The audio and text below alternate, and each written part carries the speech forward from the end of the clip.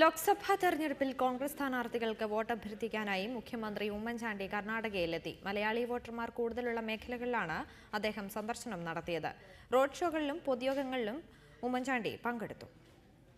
കേരളത്തിലെ തിരക്കേറിയ തെരഞ്ഞെടുപ്പ് പ്രചാരണത്തിന്റെ ചൂടാറും മുമ്പാണ് മുഖ്യമന്ത്രി ഉമ്മൻചാണ്ടി കർണാടകയിലെത്തിയത്. AICC നിർദ്ദേശപ്രകാരമാണ് അദ്ദേഹം കർണാടകയിലും തമിഴ്നാട്ടിലും തെരഞ്ഞെടുപ്പ് പ്രചാരണം നടത്തുന്നത്. ബംഗളൂരുവിലെ മലയാളി കേന്ദ്രങ്ങളായ ജലഹള്ളി, സർവജ്ഞനഗർ, KR പുരം തുടങ്ങിയ സ്ഥലങ്ങളിൽ ഉമ്മൻചാണ്ടി റോഡ് ഷോയിൽ പങ്കെടുത്തു.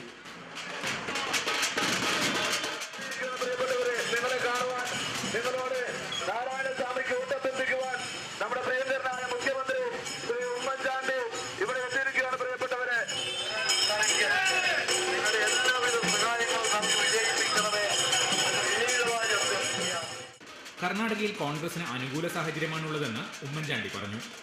നിശ്ചയമായും ദേശീയ പ്രശ്നങ്ങളോടൊപ്പം ഗവൺമെന്റിനെ കുറിച്ചുള്ള ജനങ്ങളുടെ ആ നല്ല അഭിപ്രായവും കർണാടകത്തിൽ വോട്ടായിട്ട് മാറും.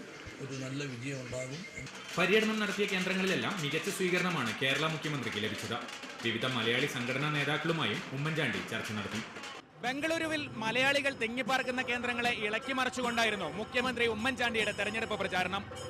KR പുരത്തു നിന്നും ക്യാമറാമാൻ മനു റോയ്ക്കൊപ്പം കമൽ, റിപ്പോർട്ടർ.